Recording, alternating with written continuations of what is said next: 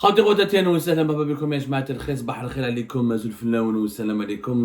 que vous allez bien, j'espère que vous vous portez bien. En tout cas, en Algérie, tout le monde ne se porte pas bien, notamment celles et ceux qui osent s'opposer, qui osent critiquer le régime Tebboune, qui osent lui rappeler certaines vérités amères. Celles et ceux qui remettent en cause sa bonne gouvernance, sa bonne gestion du pays, ou sa gouvernance tout court, parce que bonne gouvernance est déjà en soi une contradiction, malheureusement, au regard de ce qui se passe dans notre pays depuis plus de 5 ans. Il y a un monsieur qui est un monsieur respectable, qui était même très apprécié par l'entourage d'Abdelmajid Tebboune, qui a même été consulté à maintes reprises par l'entourage d'Abdelmajid Tebboune, et qui a même été cité comme potentiel l'un des premiers ministres de M. Abdelmajid Tebboune.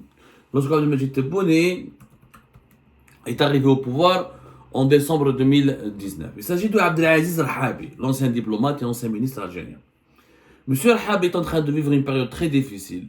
Il est extrêmement sous tension, il est sous pression. Sa vie est devenue tendue parce qu'il a osé critiquer les résultats électoraux des élections présidentielles anticipées du 7 septembre 2024. Effectivement, Rahabi Ma'al-Noul, il a rencontré en 2021, là en 2022, il a rencontré l'un des conseillers de Tebboune.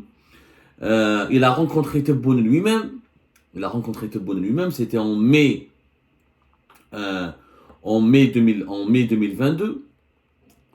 Il a été reçu le 11 mai 2022 par Abdelmajid Tebboune en personne à la présidence de la République, au palais présidentiel d'El Mouradia.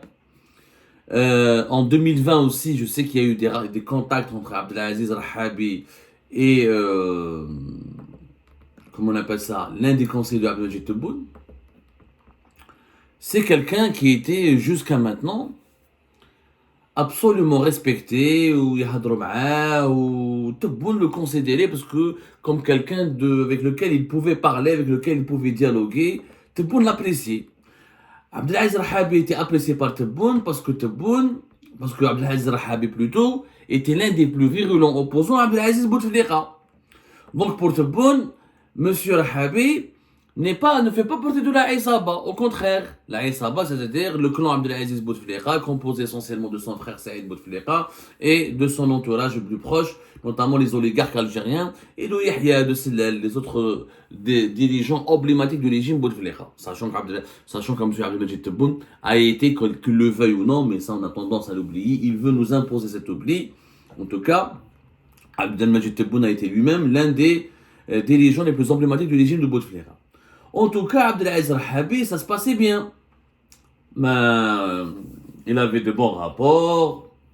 Donc, reçu à 2 reprises. Voilà. Et en janvier 2020, donc en mai 2022, Abdelaziz Rahabi a été reçu par Abdelmajid Tebboune en personne au palais présidentiel d'El Mouradia. Et le 9 janvier 2020, il a été également reçu par Abdelmajid Tebboune en personne au palais présidentiel d'El Mouradia.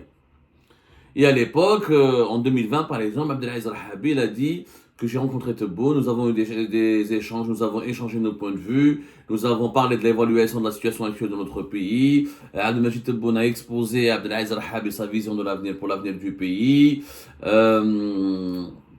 Abdelaziz Rahabi, il a affirmé qu'il avait précisé à Abdelmajid Tebboune sa préoccupation quant à la perte de confiance entre le peuple et le système politique en raison des expériences passées, et à la nécessité de chercher à parvenir à un large consensus national pour sortir de la situation actuelle. Il y a eu, les deux hommes étaient vraiment proches. Rahabi a même dit en janvier 2020 que j'ai exprimé à Abdelmajid Tebboune ma conviction que la prise de certaines décisions dans le cadre de ses prérogatives constitutionnelles peut contribuer à instaurer la confiance et l'apaisement. Ça c'était en janvier 2020. Et en mai 2022, donc à 2 reprises, les deux hommes se sont rencontrés. Le président de la République, Abdelmajid Tebboune, a aussi reçu Rahabi. Bon, Rahabi n'a pas beaucoup dit ce qui a été dit en 2022, mais Rahabi, qu'on l'aime ou qu'on ne l'aime pas, moi je partage, j'ai beaucoup de désaccords avec Abdelaziz Rahabi, mais en tant qu'ancien ministre, en tant qu'ancien diplomate, C'est l'un des rares anciennes figures du régime qui a soutenu le Hirak, qui a continué à soutenir le Hirak après le départ de Bouteflika, y compris en 2020, en 2021. Il a une vision très respectueuse et respectable concernant les libertés publiques et individuelles. Il est contre l'emprisonnement des opposants, les activistes du Hirak. Il est contre la persécution de l'opposition, contre la réduction, l'étouffement du champ politique et du champ médiatique. C'est quelqu'un, Al-Habib, il a des engagements respectables. J'ai fait une émission avec lui sur Beurre TV quand j'en ai mis l'émission Impossible avec l'ancienne équipe de Beurre TV. Je l'ai rencontré. Il y a eu quelquefois, je l'ai trouvé arriéré, archaïque sur certains dossiers, mais je l'ai trouvé totalement aussi ambitieux, et novateur, et innovant, et moderne sur d'autres dossiers. Alors, Habib, pour celles et ceux qui ne le connaissent pas, c'était un ancien ministre de la Culture entre 1998 et 1999. Mais il a fait toute sa carrière dans la diplomatie. Il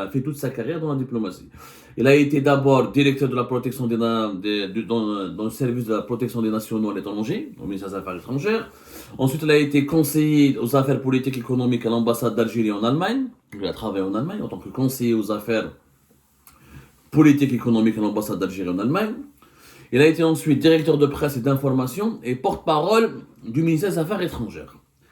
En 1991, il part au Mexique pour être l'ambassadeur de l'Algérie au Mexique et pour beaucoup l'ensemble des pays de l'Amérique centrale, Nicaragua, Costa Rica, Guatemala, Honduras, Belize et Salvador.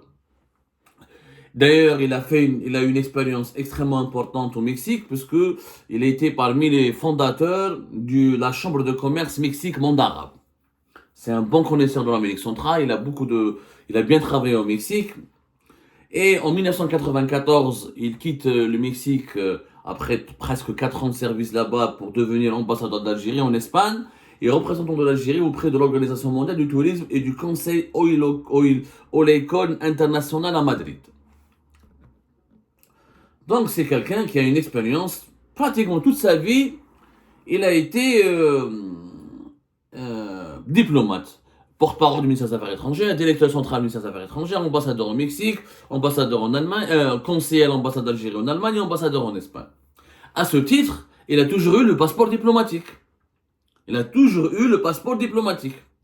Même la ministre, mais il est resté pas longtemps, 1998-1999. On va te faire, je vais à l'équipe de Bouteflika, le courant n'est jamais passé entre lui et Bouteflika. Il a été mis à l'écart plus tard. Mais il a toujours eu le passeport diplomatique. Malgré ses critiques contre Bouteflika en 2014, il a été contre le 4e mandat, il a rejoint la fameuse coordination nationale pour les libertés et la transition démocratique qui voulait se mobiliser contre le 4e mandat de Bouteflika.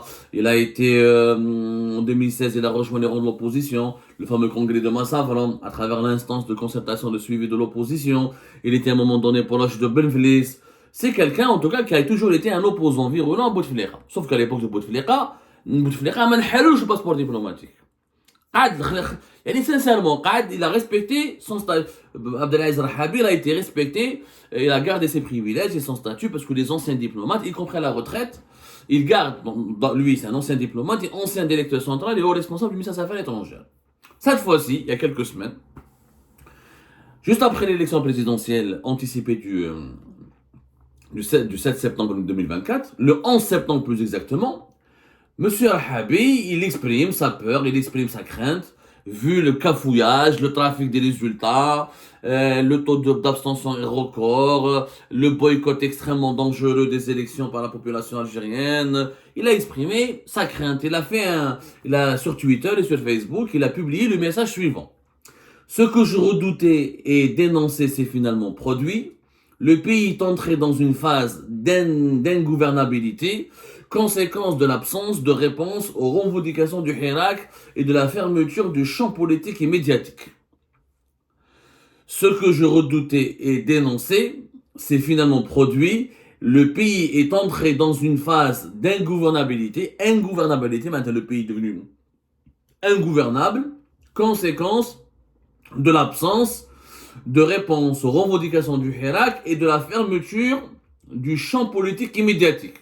Même dans son message, il dit « Nous sommes maintenant face à un Hirak silencieux ». Pour lui, ce qui s'est passé le 7 septembre 2024, c'est un Hirak silencieux. Moi, j'avais cité sa réaction. Et je m'étais réjoui de sa réaction parce qu'elle était pertinente, elle était juste. Les Algériens ne pouvaient pas contester dans les rues, ne pouvaient pas protester dans les rues, ne pouvaient pas faire ce qu'ils ont fait en 2019, à savoir sortir par des millions de personnes dans les rues pour empêcher, pour contester cette élection qui n'était pas légitime, à laquelle l'opposition n'était pas associée, à laquelle plusieurs personnalités nationales ont été exclues. Voilà, ils ont été exclus. Louisa Hannoun, comment on appelle ça, Saïda Nerza, Karim Tabou était sous contrôle judiciaire, Fethi Ghras Kif Kif, des journalistes comme moi et d'autres sont exilés à l'étranger. Donc c'est une élection qui a été préfabriquée, trafiquée, truquée à l'avance, puisque personne ne pouvait contredire Tebboune, personne ne pouvait s'opposer à Tebboune, la presse n'était pas libre, les partis n'étaient pas libres, l'opposition n'était pas libre, sans parler des détenus d'opinion et des personnalités politiques qui pouvaient participer à cette élection qui met à l'IRDR, qui ont été maintenus aussi en détention. En général, à la retraite à l'IRDR. Donc, c'est un hirak silencieux. Abdelaziz Rahabi n'a pas menti. Makdebch. Il n'a pas dit quelque chose de grave. Il a dit juste, voilà, je craignais ça. Il a rencontré Tebboune en 2020, il a rencontré Tebboune en 2022. Il n'a pas changé de discours. Rahabi a toujours dit, il faut réinstaurer la confiance, il faut se réconcilier avec le peuple, il faut écouter le peuple, et il faut satisfaire ses revendications démocratiques. Nous sommes entrés dans une phase d'ingouvernabilité. C'est-à-dire les Algériennes et les Algériens ne reconnaissent plus aucune légitimité à leur gouvernants. Donc, ils ne font pas confiance, donc il n'y a plus de rapport. Quand il n'y a plus de rapport de confiance, ça veut dire que le peuple algérien a décidé d'être ingouvernable. Mais un des décideurs qui parlent en son nom. C'est simple, quand le taux d'abstention dépasse les 77%, comme c'était le cas pour les élections présidentielles anticipées du 7 septembre dernier, les vrais chiffres, hein. Je parle pas des faux chiffres qui ont été annoncés le 14 septembre par la Cour constitutionnelle, alors que la réaction d'Abdelaziz Rahabi, elle était du 11 septembre 2024, et non pas avant, et non pas après, eh ben, on va dire qu'à cause de ce message sur les réseaux sociaux, à cause de cette position, à cause de cette prise de position, Rahabi a subi une avalanche d'avertissements, de menaces, de pression, d'intimidation et de harcèlement.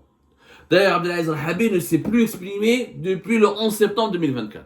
Ni sur sa page Facebook, ni sur son compte Twitter. Il a été réduit au silence. Bleu. En plus, il a été convoqué, et on lui a retiré le passeport diplomatique. Le régime Tebboune a décidé, certainement par décision de Abdelmajid Tebboune, par décision de la présidence de la République, ou Abdelmajid Tebboune ou ses conseillers, il a été décidé de retirer Abdelaziz Rahabi son passeport diplomatique. C'est-à-dire, on l'a dégradé, on l'a privé de son passeport diplomatique parce qu'il a critiqué les résultats des élections du 7 septembre. 40 ans, Mskin Abdelaziz Rahabi, où a le passeport diplomatique. Ça fait 40 ans. Et là, aujourd'hui, il est âgé de 70 ans. C'est un droit qui lui revient. Il a été 3 fois ambassadeur. Il a été haut responsable pendant plusieurs années, même porte-parole du ministère des Affaires étrangères. C'est un droit. Légalement parlant, c'est un droit. On lui a enlevé le passeport diplomatique. Alors, moi, j'ai vérifié parce qu'il y a eu certaines rumeurs propagées par certains médias étrangers et par certains youtubeurs mal informés, désinformés. Abdelaziz Rahabi n'a pas été placé sous ISTN. On lui a pas enlevé son passeport normal. On lui a enlevé son passeport diplomatique. Aïtolo, ministre des Affaires étrangères, au cas où tu nous rends le passeport diplomatique. Il a été menacé auparavant, il tourne au téléphone, des gens proches de Tebboune, proches des services de sécurité, arrête de parler comme ça, arrête de critiquer, c'est pas bien, etc. Le président est déçu, nous sommes déçus. Dès lors, la pression, on lui a mis la pression pour qu'il ne s'exprime plus. Et juste après, on lui a retiré le passeport diplomatique. C'est une sanction. C'est une sanction. Yeli Maraksh Ma'ana, Yeli tu es contre nous, Yeli tu as remis en cause la crédibilité et la légitimité des résultats des élections présidentielles anticipées, eh ben on te retire le passeport diplomatique. Bien sûr, le sort de Abdelaziz Rahabi est enviable par d'autres opposants, certains qui se retrouvent en prison, derrière les barreaux, ou sous contrôle judiciaire, ou noyés dans les procès, ou exilés à l'étranger, ou forcé de s'exiler à l'étranger. C'est clair, c'est pas Alir Deli, c'est pas Qadi Hassan, c'est pas votre ami, votre serviteur Abdou Samar, c'est pas... Et d'autres, il y a pire que Abdelaziz Rahabi. Mais le procédure, il est humiliant. Il est honteux surtout. Il est honteux. تتنحي لواحد باسبور دبلوماتيك parce qu'il t'a critiqué. كيف معناتها l'État algérien c'est la propriété de Tebboune ولا ما فهمتش. On a l'impression que l'État algérien a été privatisé. En fait, ce n'est plus l'Algérie, c'est la Tebboune Algérie. Ou la Tebboune Algérie, c'est la Tebboune Algérie, c'est la Tebbounnerie. C'est plus l'Algérie, c'est la Tebbounnerie. C'est-à-dire que c'est un pays qui appartient à Tebboune maintenant. Et Ajmat Rabbi Abdelaziz Bouteflika, Rahabi s'est opposé à Bouteflika 20 ans. Qu'un contrat il est, ou démissionne, ou il ne voulait pas travailler avec lui. وما تفهمش معاه وعطاو له ان بوست دو كونسي دو شيف دو غوفرنمون وهكذاك وما قعدش وراح وحبش يقعد. Il n'a pas voulu travailler avec Bouteflika. Oui, il s'est opposé à Bouteflika. Oui, il a critiqué Bouteflika ouvertement. Oui, il a appuyé les adversaires de Bouteflika. Jamais Bouteflika m'a nhalou le passeport diplomatique. Ou M. Rahabi, j'aimerais bien qu'il parle, je pense qu'il a peur de s'exprimer aujourd'hui. Capable. Ils n'ont honte de rien, ils n'ont peur de rien dans le régime, ils n'ont honte de rien. Même dès qu'il s'est aidé à Nagza, تحط لها وليدها في الحبس وليدها. Son fils et son petit-fils. Maintenant, ما سلكتش. يعني مسكين رحابي لو كان يقلقهم يرحيوه. Ils vont l'écraser, ils vont le broyer s'ils veulent. Mais ce procédé on lui a retiré le passeport diplomatique. En lui retirant le passeport diplomatique, c'est une honte. C'est une honte. C'est-à-dire que c'est un avertissement. Tu ne fais plus partie de nos amis. Tu ne fais plus partie de notre cercle. On ne t'apprécie plus. Ça, c'est la première étape de la menace. La deuxième étape, c'est qu'on va t'attaquer. On va te neutraliser, on va te faire taire. Femme Rohou Rahabi, khalalahu le passeport diplomatique. Oui, il s'est rentré chez lui. Pour un tweet, pour un message sur Facebook, pour une critique, il n'est pas radical. Ça, ce que Rahabi a dit, le peuple algérien le pense. Abdelaziz Rahabi, il a dit tout haut ce que le peuple algérien pense tout bas. Ce que le peuple algérien a exprimé le 7 septembre. Les gens n'ont pas voté pour vous. Ils ne veulent pas, ils ne vous reconnaissent pas. Mais les Algériens sont mécontents. Les bureaux étaient vides. Vous avez été obligés de trafiquer les élections et de mêler la Cour constitutionnelle et d'utiliser le président de la Cour constitutionnelle qui est un juge corrompu et affairiste et complaisant pour changer les résultats, pour trafiquer les résultats, pour truquer les résultats, pour falsifier les résultats. Les résultats ont été falsifiés. Il n'y a eu que 5 600 000 Algériens qui ont voté. Il n'y a jamais eu 11 000 et quelques. 11 millions et 300 000 personnes pratiquement. Le véritable chiffre, c'était 5 600 000. Un taux de participation de 23%. Il n'y a eu pas plus. Ça veut dire que 70% des Algériens et des Algériens n'ont pas voté. Ils n'ont pas voulu voter. Ont boycotté parce qu'ils sont mécontents de la situation du pays. Ils sont en colère contre le mauvais bilan d'Abdelmajid Tebboune. Et ils ne s'étaient pas d'accord avec le deuxième mandat. Ils n'ont pas pu voter contre Tebboune parce qu'il n'y avait pas de candidat opposé à Tebboune qui pourrait plus renverser Tebboune ou le déranger. Ils avaient deux compagnons, deux accompagnateurs. Donc, Hassani Abdelali Sherif ou Youssef Aouchiche. C'est un hirak silencieux. Abdelaziz Rahabi n'a pas exagéré, n'a pas dérapé, n'a pas dépassé les limites. Elle a le passeport diplomatique. C'est quelqu'un qui a servi son pays pendant la décennie noire. Il fallait être courageux pour servir l'État algérien durant la décennie noire. Pendant les crimes, il fallait la défendre de son pays, en Espagne, en Amérique latine, au Mexique. Est-ce que ce n'est pas une honte? C'est une honte.